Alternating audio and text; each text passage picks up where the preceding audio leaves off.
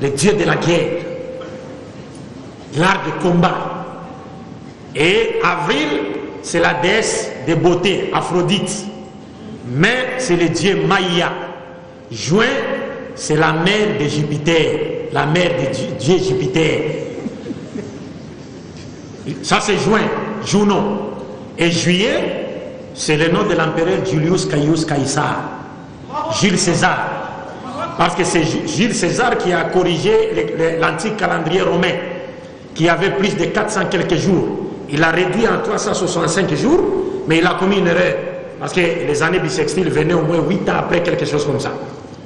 Donc, à l'honneur à ce qu'il a, en reconnaissance à ce qu'il a fait, donc les Romains lui ont dédié le mois de juillet.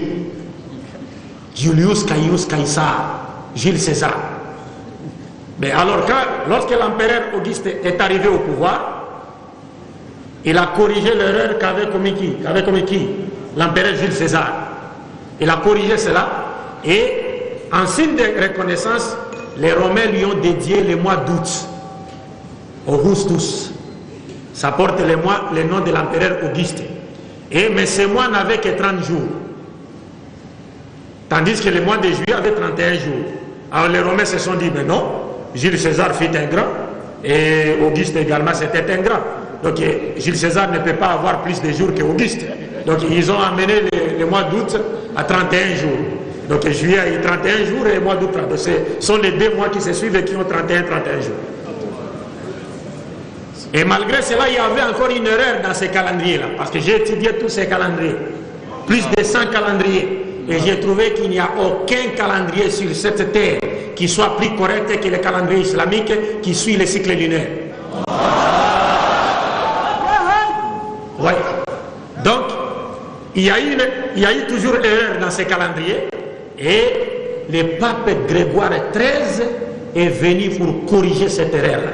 Il y avait 10 jours de plus. Et nous étions un jeudi le 4. Le pape Grégoire a dit non, demain vendredi c'est le 15.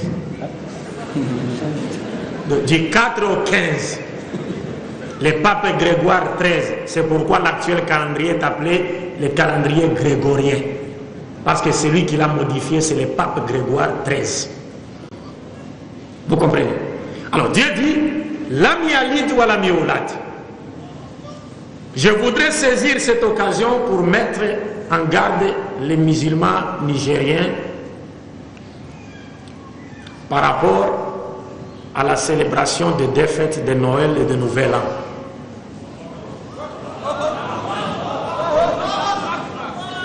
Le prophète Mohammed sallallahu alayhi wa sallam nous a dit dans un hadith, Man tashabbaha bi qawmin fa huwa minhu.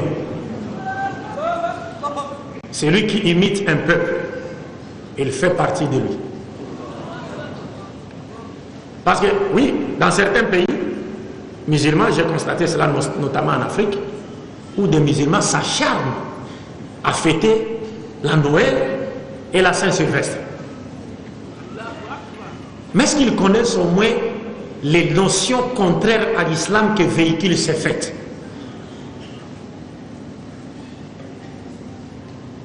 Célébrer ces fêtes, c'est-à-dire ne traduisent que notre ignorance, l'ignorance que nous avons, n'est-ce pas, de notre religion. Parce qu'en réalité, celui qui célèbre la fête de Noël, il veut en réalité nous dire quoi? Parce que pour les chrétiens, les jours de Noël, c'est le jour où Dieu est venu sur la terre sous forme humaine à la personne de Jésus, en naissant d'une femme à la personne de Marie.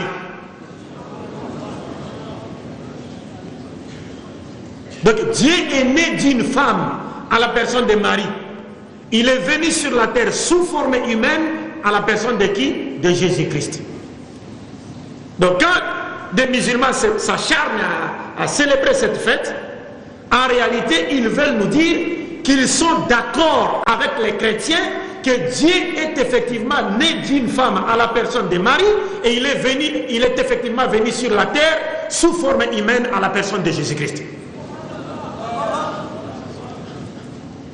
Par conséquent, vous niez ce que Dieu a dit dans cette sourate, Lam yalid wa lam yulad. Vous le niez. Et vous vous mettez dans les camps de ceux qui combattent Dieu et ses prophètes.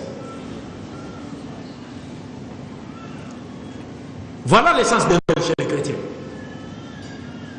Donc c'est une fête qui véhicule des notions qui sont contraires à l'islam. Quant à la fête appelée la Saint-Sylvestre, d'abord Sylvestre c'est qui? C'est le nom des noms. Sylvestre,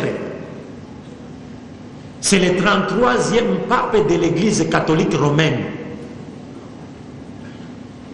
Pourquoi lui a-t-on dédié cette journée-là? Le 31 décembre. D'abord, lui-même est né le 31 décembre. Puis il est devenu pape le 31 décembre. Et les catholiques lui ont dédié la journée 31 décembre parce que c'est le pape Sylvestre qui avait pesé de tout son poids pour que la divinité de Jésus-Christ soit imposée sur toute l'étendue de l'Empire romain au concile de Nicée en l'an 325 de notre ère. Donc c'est lui qui a fait que Jésus-Christ soit aujourd'hui reconnu par certains comme étant Dieu. Maintenant, en reconnaissance aux efforts que Sylvestre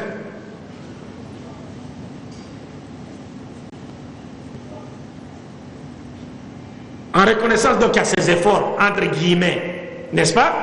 L'Église catholique lui a dédié cette journée. La fête du Nouvel An, Saint-Sylvestre. Donc un musulman qui célèbre cette fête veut en réalité nous dire il est d'accord avec Sylvestre Ier pour dire que Jésus est Dieu. Vous comprenez? Donc ce sont des fêtes qui véhiculent des notions qui sont contraires à l'islam. Nous ne pouvons pas nous voiler la face et continuer à faire plaisir aux autres. Et nous voulons faire plaisir aux autres au lieu de faire plaisir à Dieu et à ses prophètes. Nous avons nos fêtes à nous. L'Eid al-Fitr, Eid al-Adha et aussi la journée du vendredi. Des fêtes qui n'existent que pour Dieu et rien que pour chanter la grandeur de Dieu. Donc nous devons faire très attention. C'est à travers ces fêtes-là que les ennemis de l'islam essaient, n'est-ce pas, de nous détourner petit à petit de notre religion ou encore de nos valeurs islamiques. Le dernier passage de la sourate Al-Ikhlas nous dit ceci: Walam yakun lahu kufuwan ahad.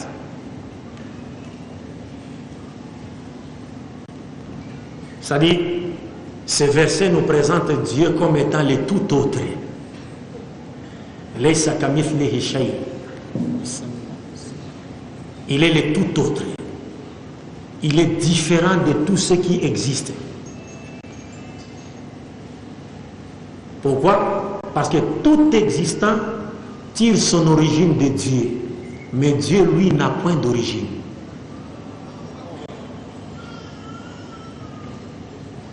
Il n'a point d'origine. Tout ce qui existe tire son origine de Dieu, mais Dieu, lui, n'a point d'origine. C'est un mystère. Il est plus une question pour l'être humain qui vit, n'est-ce pas, dans l'espace et le temps, qu'une réponse pour lui. Il est le tout autre. Celui qui le compare, qui l'assimile, qui le montre, ne le désigne pas. Parce qu'il est le tout autre. Donc pour terminer, nous pouvons dire sans avoir peur d'être contredit par quiconque que dans cette sourate, dans les premiers versets de cette sourate, le prophète nous a indiqué le nom propre de son Seigneur Allah. Puis, il nous a indiqué sa nature comme étant unique et partant, il a porté un coup dur sur toutes les doctrines, n'est-ce pas, qui attachent à l'essence divine la dualité ou la multiplicité. قل هو الله أحد الله الصمد لم يلد ولم يولد ولم يكن له كفوا أحد. Le premier verset de la sourate Al-Ikhlas qui disait Qul huwa Allahu ahad, dans ce premier verset, il y a des affirmations, des vérités. La première vérité, c'est que le verset nous indique d'abord le vrai et personnel nom de Dieu, qui est Allah. Et croyez-moi, mes chers frères et sœurs, que ce n'est pas je ne suis pas en train de faire une affirmation gratuite au sujet du nom propre de Dieu. Car le futur de l'humanité verra toutes les nations faire écho avec les cris de Allahu Akbar, Dieu est grand, comme on le constate encore aujourd'hui, ou partout, dans toutes les nations du monde, le nom d'Allah retentit des minarets, des mosquées, dans toutes les langues du monde. C'est-à-dire toutes les nations du monde, bien qu'elles parlent des langues différentes, mais toutes ces nations identifient Allah au Dieu créateur en disant Allahu Akbar. Donc ce ne sont pas des affirmations gratuites. Et il y a une prophétie dans la Bible, dans le livre de Zacharie, chapitre 14, verset 9, où Dieu dit, il promet, il dit, il arrivera un moment où mon nom sera unique sur toute la terre et ma loi sera unique sur toute la terre. Le seul nom qui sera connu sur toute la terre, le seul nom de Dieu qui sera connu sur toute la terre, c'est bien celui d'Allah. Car nous l'avons dit, les noms propres de Dieu dans la Bible, selon les Juifs, c'est un nom qu'on appelle tétragramme, constitué de 4 lettres juives hébraïques. Yod, He, Waw, He. Parce que l'hébreu c'est comme l'arabe. Ouais. Alif, Ba, Ta, Fa, Ja, Ha, ainsi de suite. En hébreu, vous avez Alef, Bet, Gimel, Dalet, He, Vav, Zayin, Ched, Tod, Sin, Shin, Swad, Lamed, ainsi de suite. Donc, ce sont des langues sémitiques qui sont voisines et qui s'écrivent de droite à gauche. Et ce sont des langues qui peuvent être liées sans voyelle. L'arabe comme l'hébreu. Alors, chez les juifs, le nom propre de Dieu, c'est Yod, He, Waw, He, que les juifs lisent aujourd'hui Yehowa ou Yahoua. Mais ce nom ne peut pas être regardé comme étant le nom propre de Dieu. D'abord parce que c'est un nom qui n'indique qu'un seul caractère de Dieu. Yahweh, Yod, He, Waw, He, est tiré du verbe Haya en hébreu. Donc c'est un nom qui est une caractéristique du verbe être conjugué à 3 temps. Passé, présent et futur. Donc ça n'exprime que l'un des attributs de Dieu qui est Dieu est celui qui existe. Un point trait. Donc ça ne veut nullement dire Dieu est Ar-Razaq ou Dieu est Al-Qadir ou Dieu est Al-Hayy. Ça veut dire simplement Dieu est celui qui existe. Donc ça n'exprime qu'un seul caractère de Dieu. Et en plus de cela, les Juifs ont oublié la véritable prononciation de ces noms. Aucun Juif ne connaît comment ces noms se prononçaient à l'origine. Personne. Parce qu'ils ont... Dieu a voulu cela. Après avoir transféré les pouvoirs prophétiques au peuple de l'islam, Dieu leur avait fait oublier la véritable prononciation de ces noms. Donc les Juifs ne savent pas si ces noms se prononcent Yahoua, Yehoa ou Ehoa ou Ihoua, ils ne savent plus. Alors pour remédier à cette difficulté, qu'est-ce qu'ils ont fait? Ils ont pris l'un des attributs de Dieu dans la Bible qu'on appelle Adonai, qui s'écrit par Aleph, Dalet, Nun, Yod. Donc ils ont pris les voyelles d'Adonai, Khataf, Fatah, les Fatha en hébreu, les voyelles d'Adonai, les 3, c'est-à-dire il y a Khataf, Fatah, Cholam, Chirik. C'est-à-dire les 3 voyelles d'Adonai, ils les ont insérées, ils les ont placées sous les tétragrammes Yod, He, Waw, He. Donc au départ, quand ils ont inséré les voyelles d'Adonai dans Yod, He, Waw, He, ça donnait au départ Yahoua. Et dans leur système de voyelles, ils ont remplacé les A d'Adonai par la voyelle brève E, en hébreu qu'on appelle Sheva. Finalement, ça a donné Yehoah. Donc c'est un amalgame des voyelles d'Adonai et les consonnes de Yehoah, de Yod, He, Waw. La véritable prononciation, les Juifs l'ont perdu. C'est comme aujourd'hui, chez vous, vous avez l'ex-président Tanja, n'est-ce pas? Dans son nom, le nom Tanja, vous avez les consonnes T. Ça s'écrit avec D aussi. Hein. Ou bien, c'est avec J seulement. Non, je ne voudrais pas citer la voyelle. Il y a J, DJ. Donc il y a T, D et J. Et puis il y a des voyelles. A, les doubles A. De T, A, D, J, A. Maintenant, par malheur, c'est comme si on a oublié les voyelles du nom Tanja et nous les avions remplacées par les voyelles du nom Djibo. C'est-à-dire, on a pris I et le O. On a inséré les I et les O dans Tanja. Finalement, ça a donné Tijo. Ou bien Tinjo. Voilà la vérité sur Yehowa.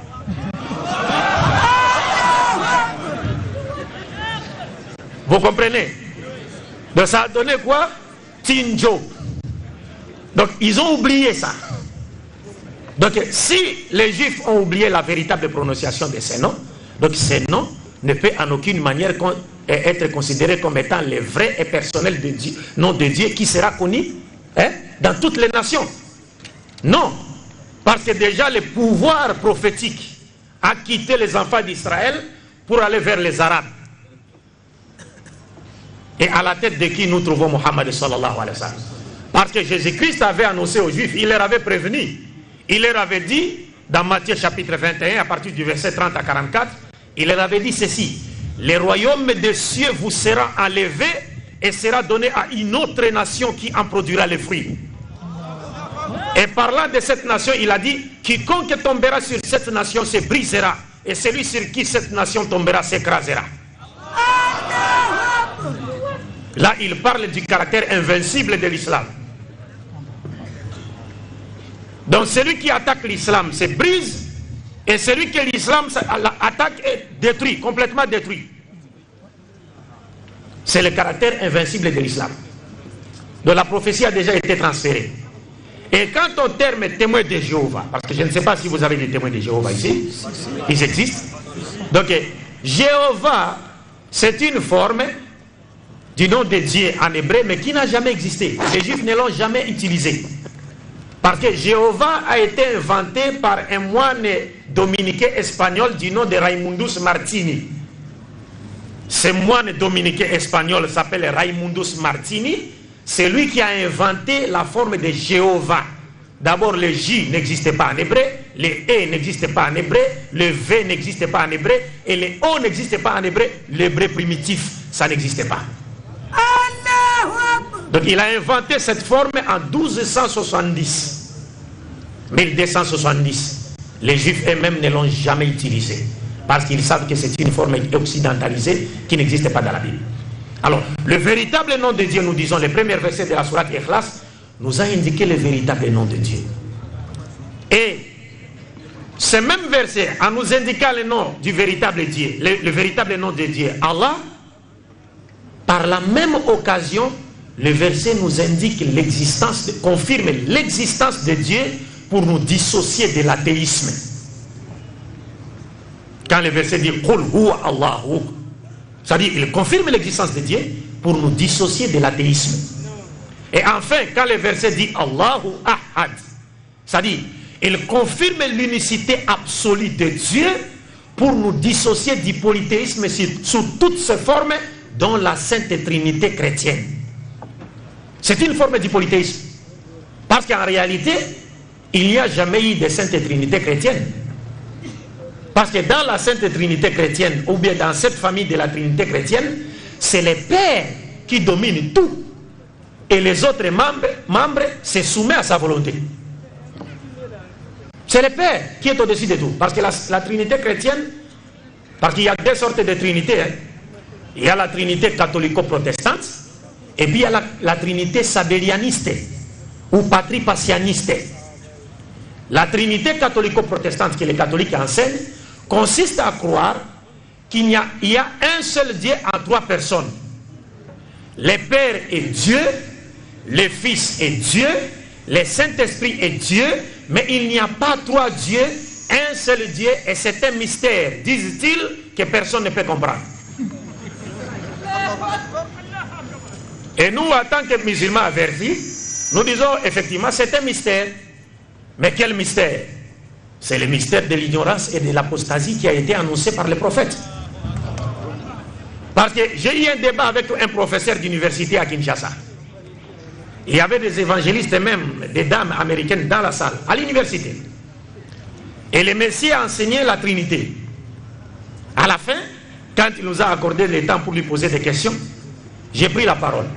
D'abord, en me voyant seulement, il a dit non, non, non, il ne faut pas qu'il prenne la parole. Et il a parlé pendant 1 heure et il a exigé à ce qu'on m'accorde 1 minute seulement. Et comme nous étions un peu nombreux dans la salle, il a dit non, Abdul Majid, on va donner à chaque musulman 1 minute. Donc vous, on vous donne 1 minute et les autres 1 minute.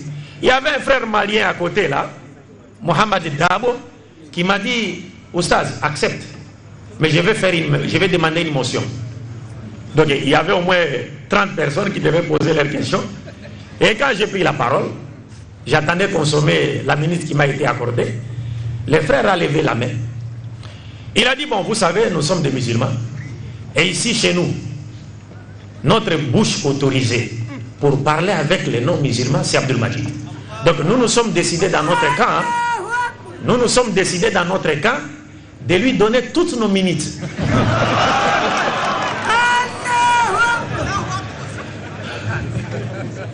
Donc c'était comme ça. Alors quand j'ai pris la parole, j'ai parlé, mais finalement je lui ai posé une question sur la Sainte Trinité. Pasteur, vous avez dit que le Père est Dieu, le Fils est Dieu, le Saint-Esprit est Dieu. Bien que les 3 personnes soient des dieux, mais il n'y a cependant pas 3 dieux, mais un seul Dieu. Et vous avez appelé cela mystère. Je vous pose une seule question. Dites-nous, laquelle de ces 3 personnes a créé les autres? Et c'est le Père. Et c'est le Père. Et c'est le Père qui a créé le Fils et le Saint-Esprit? Ou c'est le Fils qui a créé le Père et le Saint-Esprit? Ou c'est le Saint-Esprit qui a créé le Fils et le Père? Et le pasteur n'a pas répondu. Ce sont les étudiants chrétiens qui étaient dans la salle qui ont dit, mais c'est le Père qui a créé toutes choses. J'ai dit alors, si c'est le Père qui a créé le Fils et le Saint-Esprit, c'est-à-dire sans le Père, le Fils et le Saint-Esprit ne sont rien. Parce que c'est le Père qui les tire du néant à l'existence. Donc, mais lui, le Père, sans le Fils et le Saint-Esprit, lui, il est Dieu avant comme après la création. Il n'a pas besoin du Fils ou du Saint-Esprit pour exister. Pourquoi mettez-vous le Fils et le Saint-Esprit au même pied d'égalité que le Père qui les avait tirés du néant à l'existence?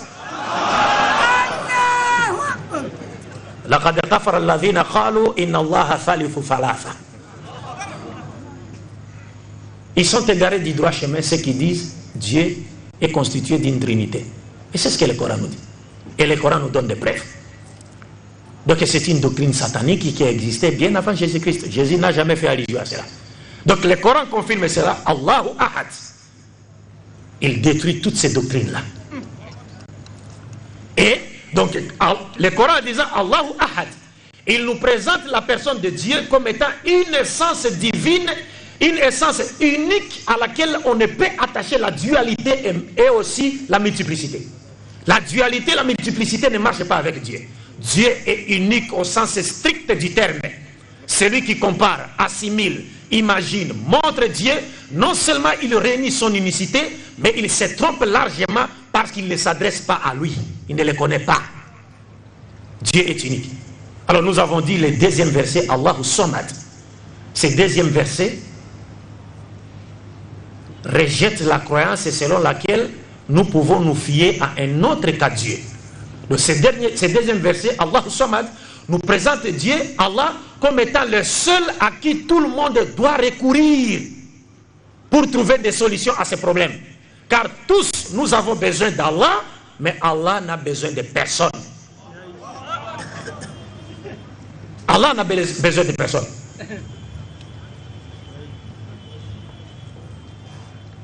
Et enfin, le 3e verset nous dit Lam yalid wa lam yulad. C'est-à-dire, c'est un verset qui rejette d'abord la croyance de ceux qui décrivent Dieu comme un père et qui lui attribuent des filles et des fils, comme croyaient les Égyptiens, les Babyloniens, les Grecs et les Romains qui avaient tout un conteneur de fils de Dieu. Puis, les mêmes versets rejette la croyance des Arabes idolâtres qui croyaient que Dieu n'avait que des filles. Et enfin, les mêmes versets rejettent la doctrine chrétienne qui veut que nous croyions que Dieu a un fils unique à la personne de Jésus-Christ. Vous savez, souvent quand je parle avec des chrétiens chez moi, quand ils viennent avec la question de fils de Dieu, Jésus fils de Dieu, je leur pose une simple question. Jésus est-il fils de Dieu? Ils disent oui, il est le fils de Dieu. Je dis alors, selon votre Bible, qui est son père? Ils disent c'est Dieu. Et je dis selon votre Bible, qui est sa mère? Ils disent Marie. Je dis alors ça va. Si Dieu est son père, Marie est sa mère, qui est la femme de Dieu? Le pasteur reste silencieux. Il me dit oh non, répète d'abord ta question. Je dis non mon frère, j'ai été plus que clair. Vous avez dit son père c'est Dieu, sa mère c'est Marie. Alors qui est la femme de Dieu? La conscience qui est l'aide naturelle que Dieu a mise en lui, lui interdit de dire que Marie est la femme de Dieu. Parce que la raison raisonnante n'accepte pas cela. Dieu n'a pas besoin d'avoir un fils comme nous l'avons dit. Takadu samawatu yatafattarna minhu wa tanshaqu al-ardu wa takhiru al-jibalu hadda an da'u lirrahmani walada wa ma yanbaghi lirrahmani an yattakhidha walada in kullu man fi samawati wal ardi illa ati rahmani abda. Dieu n'a pas de fils. Il n'a pas besoin d'avoir de fils. Pourquoi aura-t-il besoin d'avoir un fils? Est-ce qu'il y aura-t-il un jour où Dieu tombera malade pour qu'il ait besoin d'avoir un fils qui verra sur lui à l'hôpital? Est-ce qu'il y a un jour où Dieu mourra pour qu'il ait besoin d'avoir un fils qui va perpétuer son nom après lui?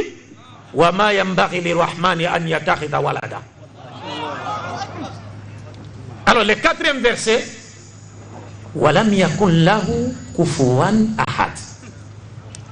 Dieu, nul n'est semblable à lui.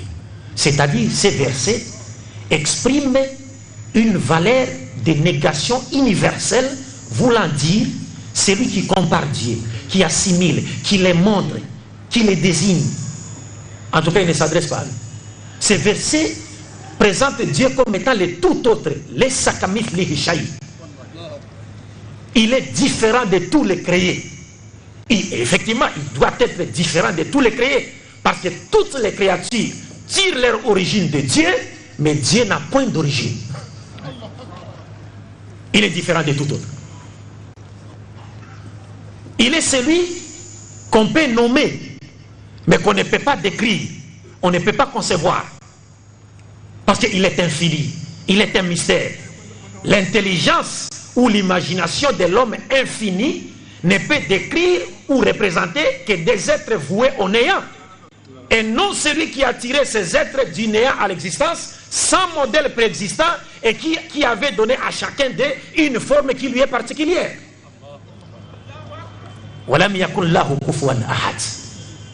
Donc nous avons conclu en disant, pour terminer, que toute personne dont la croyance en Dieu est entachée de l'une des déviations qui ont été indiquées et réfutées dans la sourate Al-Ikhlas, cette personne-là doit savoir que sa foi en Dieu et ses œuvres au dernier jour seront considérées comme nulles.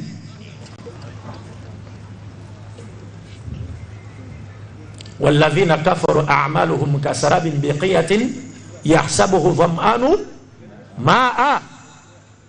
Vous vous rappelez de ce verset hein? Dans la sourate An-Nur. C'est la sourate An-Nur? Sourate An-Nur, hein? Il y a des hufaz ici. Il y a un hafiz Coran ici. Est-ce que tu peux nous lire ce verset? وَالَّذِينَ كَفَرُوا أَعْمَالُهُمْ كَسَرَابٍ بِقِيَةٍ يَحْسَبُهُ ظَمْآنُ مَاءً. اقرأ لنا هذه الآية حتى نتماتع قليلا. أعوذ بالله من الشيطان الرجيم. والذين كفروا أعمالهم كسراب بقيعة يحسبه الظمآن ماء حتى إذا جاءه لم يجده شيئا ووجد الله عنده فوفاه حسابه والله سريع الحساب. أو كظلمات في بحر لجي يغشاه موج من فوقه سحاب ظلمات بعضها فوق بعض إذا أخرج يده لم يكد يراها ومن لم يجعل الله له نورا فما له من نور. Jazakallahu khair al-jaza. Vous avez compris les premiers versets. Dieu dit ceci: ceux qui ont mépris, qui n'ont pas considéré Dieu à sa juste valeur, toutes leurs bonnes actions sont comme du mirage. Vous voyez le mirage? Quand il fait chaud, même au désert, vous regardez de loin, vous voyez comme s'il y a quoi? De l'eau. Mais est-ce qu'en s'approchant, vous trouverez de l'eau? Alors Dieu dit dans le Saint-Coran, les koufars qui n'ont pas cru en lui, ou qui ne l'ont pas considéré à sa juste mesure ou valeur, toutes leurs bonnes actions sont comme de l'eau du mirage. Quand ils font de bonnes actions ici sur la terre, ils pensent qu'ils trouveront quelque chose chez Dieu. Dieu dit pas du tout. S'ils meurent, ils se présentent devant Dieu, ils ne trouveront rien. Ils trouveront Dieu lui-même et il les fera aussitôt jeter en enfer. Donc toute personne dont la croyance en Dieu est infectée par l'une des déviations qui sont dénoncées, indiquées et dénoncées dans la sourate Al-Ikhlas, doit savoir qu'au dernier jour, il n'aura aucune récompense si ce n'est le feu éternel de l'enfer. Donc mes chers frères, j'ai brièvement, je crois même n'avoir pas été bref, je m'arrête ici. Assalamu alaikum wa rahmatullahi wa barakatuh.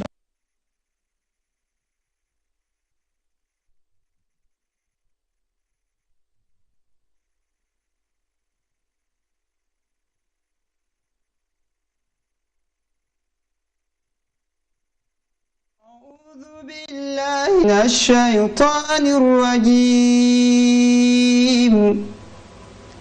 بسم الله الرحمن الرحيم. قد سمع الله قول التي تجادلك في زوجها وتشتكي إلى الله والله يسمع تحاوركما إن الله سميع بصير. الذين يظاهرون منكم من نسائهم ما هن أمهاتهم إن أمهاتهم إلا اللائي ولدنهم وإنهم ليقولون منكرا من القول وزورا وإن الله لعفو غفور. السلام عليكم ورحمة الله وبركاته.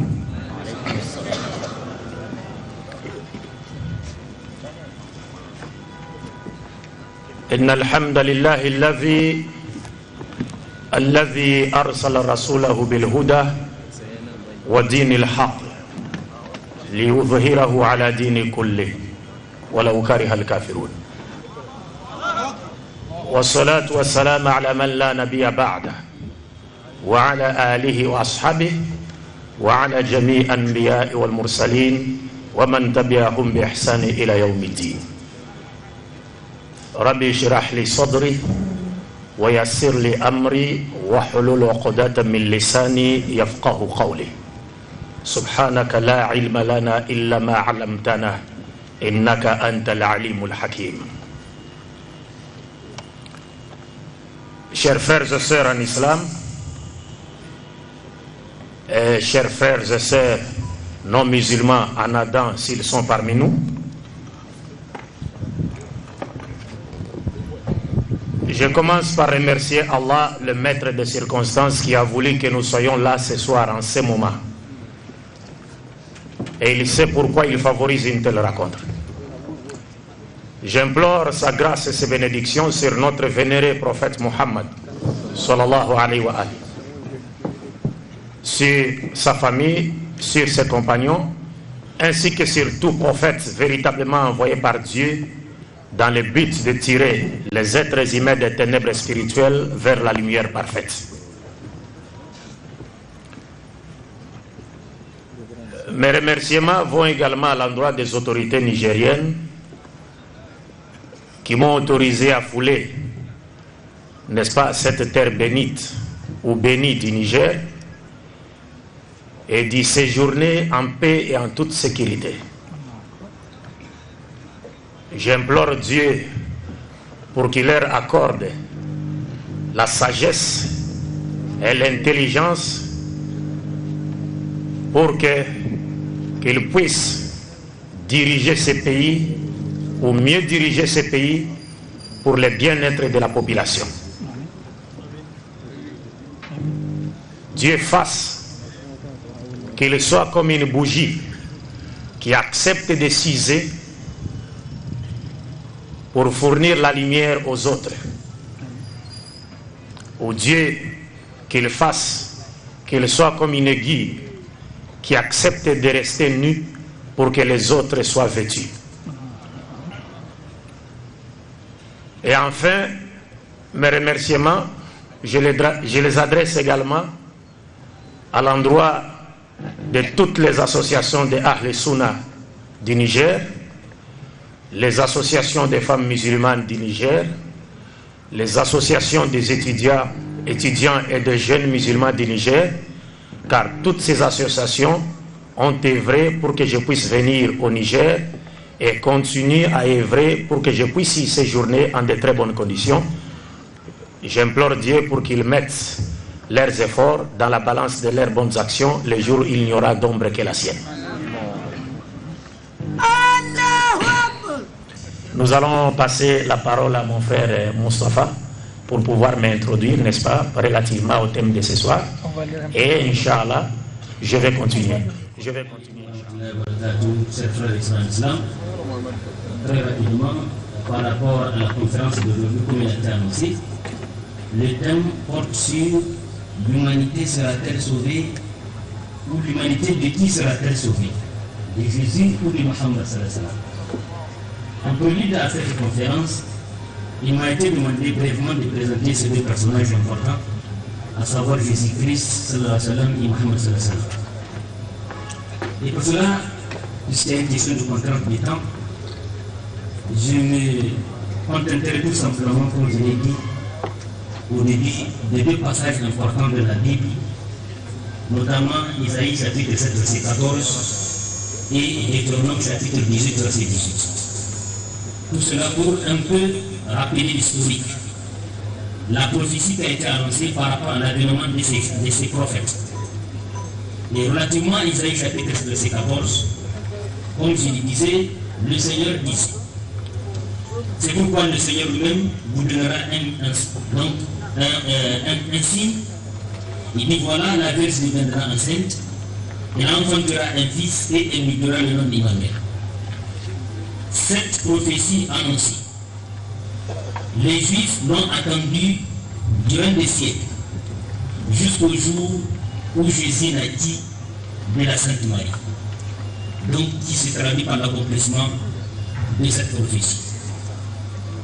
Mais disons ceci, depuis la prophétie, relativement à Jésus-Christ, il est clair que cette prophétie déjà disait que Jésus-Christ va venir, non pas pour toute l'humanité, mais pour les enfants d'Israël. C'est ce que nous lisons dans Matthieu chapitre 1 verset 21. Parlant de Marie, on dit: elle enfantera un fils. Et toi, Joseph, tu lui donneras le nom de Jésus, c'est lui qui sauvera son peuple de ses péchés. Luc 1,33 dit, parlant de Jésus, qu'il régnera éternellement sur la maison de Jacob, et son règne ne raconte de temps. Mais qui c'est Jacob? La Bible répond au Genèse, dans le livre de Genèse, chapitre 32, verset 28. Et puis là, il dit encore: ton nom ne sera plus Jacob, mais tu seras appelé Israël. Pourquoi? La Bible dit qu'il faut avoir l'unité avec Dieu et, n'est-ce pas, notre frère de Dieu. Ce qu'il veut dire, puisque Jacob, Israël s'appelle Jacob, il suffit de remplacer Jacob par son nouveau nom, Israël par son nouveau nom, désigné 32-28, pour avoir Luc 1-33 relié ou nouveau, qui nous donne Jésus-Christ régnera éternellement sur la maison d'Israël et son règne doit conduire les familles. Ça veut dire que déjà à la prophétie, à l'annonce, Jésus-Christ devait venir uniquement pour les enfants d'Israël. Ce qui dresse le Coran confirme, nous sommes dans la Surah 3, verset 45, il dit إذ قالت الملائكة يا مريم إن الله اصطفاك وطهرك على العالمين وإن الله يبشر بكلمات اسمه المسيح عيسى بن مريم وجاء في الدنيا والآخرة ومن المقربين. Dieu fait annonce d'une parole venant de sa part, elle s'appelle Al-Masih Isa ben Maryam. Il est sur ce monde, il en est là, il en est parmi l'un des rapprochés de Dieu. Chapitre 3, toujours sur 3, verset 49, il doit rassurer la bonne Israël, il sera un envoyé. Ne soit donc pour les enfants d'Israël. On fait signaler qu'il n'y a pas suffisamment de temps. Dans tous les cas, nous aurons le temps, Inch'Allah, pour les conférences à venir, de revenir là-dessus. Et éventuellement, s'il y a un débat, parce que nous avons promis en tout cas à cette conférence, que ce soit du second large, que s'il y a effectivement des chrétiens qui souhaitent placer un mot ou faire un débat en direct, nous sommes à leur disposition. Merci, Kawad. Assalamu alaikum wa rahmatullahi wa barakatuh. الحمد لله رب العالمين والصلاة والسلام على من لا نبي بعده وعلى آله وأصحابه وعلى جميع الأنبياء والمرسلين ومن تبعهم بإحسان إلى يوم الدين أما بعد. Chers frères et sœurs, comme il vous a été annoncé, le thème de ce soir s'intitule L'humanité sera-t-elle sauvée par Jésus-Christ ou par Mohammed? Bible et Coran sur table, le débat est clos. Mais, vu le climat, je suis obligé de me résumer à l'extrême. Mais je vous promets, Inch'Allah, dans l'avenir, si Dieu vous prête encore vie, n'est-ce pas? Et vous aurez, Inch'Allah, essayez vous trouverez ce thème dans toute son intégralité, Inch'Allah. Et je n'aime pas trop aborder ce thème sans avoir en face de moi un pasteur aguerri. Je n'aime pas trop le faire parce que ce serait me faire passer pour quelqu'un qui se dit boxeur. Pourtant, il n'est jamais monté sur un ring. Où il passe son temps derrière sa maison en donnant des coups sur un sac. Il n'a pas d'adversaire. Donc j'aime avoir des adversaires devant moi. Avant que je ne vienne ici, j'ai lancé un défi dans mon pays à tous les pasteurs. Et il y a un pasteur qui m'attend. Il m'attend parce que lui, par malchance, je dirais par malchance, il est venu me voir, bon, il s'est dit, en Ingala on l'appelle Moudjamaïl, c'est-à-dire l'homme intelligent. Bon, déjà en islam, quand on s'est dit, on connaît, on est connaisseur, c'est-à-dire on ne connaît pas. Le prophète dit, man qala ana a'lam, wa huwa man jahil. Donc je l'attends, Inch'Allah, à bras ouverts. Donc il a accepté le défi, il m'a proposé un thème. Et le thème cette fois, les thèmes de l'islam ou du christianisme est la voie de Dieu pour le salut de l'humanité. Alors j'ai accepté le défi, mais je lui ai proposé, n'est-ce pas, de faire ce débat après le mondial. Parce que les gens sont un peu attirés par la Coupe du Monde. Et moi j'avais déjà lancé un défi au pasteur. J'ai demandé à ceux qu'il y a en face de moi 10 pasteurs aguerris qui confirment qu'ils ont l'Esprit Saint pour tous. Et nous allons débattre sur le thème le christianisme est-il d'origine divine ou satanique?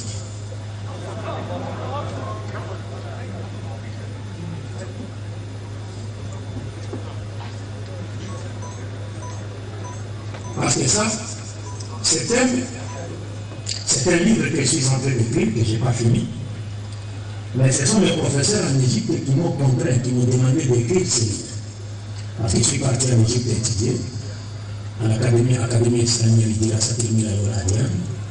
Parce que les chrétiens, vous devez le savoir, les chrétiens ont adopté une nouvelle stratégie qui consiste à exploiter des versets du Saint-Coran et des traditions prophétiques, c'est-à-dire des hadiths, hors de leur contexte pour supprimer, pour surprendre les musulmans non adeptes. Déjà, en Côte d'Ivoire, il y a des centres chrétiens qui font ça. Au Cameroun, en RDC et au Kenya. Mais leur professeur se trouve en Égypte. C'est un prêtre égyptien qu'on appelle Zakaria Boutros. Il pourra peut-être vous dire, musulmans, vous nous demandez de devenir musulmans. Pourquoi? Alors que votre Coran dit ceci. فَإِن كُنْتَ فِي شَكٍّ مِّمَّا أَنزَلْنَا إِلَيْكَ فَاسْأَلِ الَّذِينَ يَقْرَؤُونَ الْكِتَابَ مِن قَبْلِكَ. Votre Coran dit à votre prophète, ô Mohammed, si tu es dans les doutes, dans ce que nous t'avons révélé, demande à ceux qui lisent les livres avant toi. Donc, si, je pense que ça me sonne plus. Donc, si on demande au prophète, à votre prophète, s'il a des doutes dans ce que son Dieu lui a révélé, d'aller se renseigner auprès de ceux qui lisent les livres avant toi, avant lui. À combien moins forte raison vous les musulmans? Donc, c'est-à-dire, c'est nous les chrétiens qui détenons la vérité. C'est pourquoi Dieu dit à Mohammed, s'il a des doutes, qu'il aille se renseigner auprès des chrétiens, des juifs. Donc ça qu'on appelle shubha. C'est des shubhat. Alors comment répondre à cette shubha? كيف نرد على هذه الشبهة إلى درجة مطلوبة. Alors, il a réalisé, il a animé plus de 300 émissions télévisées contre l'islam. En Égypte. Donc je suis parti là-bas, j'ai étudié ces arguments par la grâce de Dieu. Et il y a des professeurs de musulmans qui ont réfuté ces arguments. Tous ces arguments. Il a écrit même un livre prétendant qu'il y a des erreurs grammaticales dans le Coran. En disant, regardez, le Coran nous dit Inna alladhina amanu, walladhina hadu, wannasara, wasabi'una. Après notre verset dit Inna alladhina amanu, walladhina hadu, wannasara, wasabi'ina. Pourquoi ina et una?